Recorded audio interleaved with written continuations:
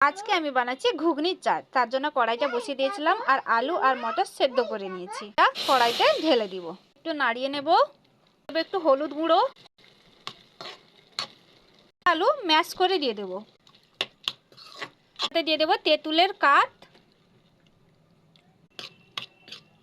দিয়ে নাড়িয়ে নেব। নুন দিয়ে দেব, শুকনো লঙ্কা ভেজে গুঁড়ো করে দিয়ে দেব। এবার হয়ে গেছে, এবার আমি নামিয়ে নেব। এটাতে ধনে পাতা, কাঁচা লঙ্কা আর পেঁয়াজ কুচি দিয়ে দেব। ভালো করে মিশিয়ে নেব। এবার রেডি হয়ে গেছে আমাদের ঘুগনির চাট। দারুণ লাগে বন্ধুরা খেতে।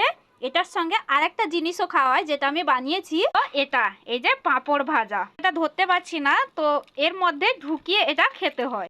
এর মধ্যে এরকম ঢুকিয়ে তারপর খেতে হয়। আর যে খেয়েছে সেই এর স্বাদ জানে। এটা কেমন লাগলো বন্ধুরা?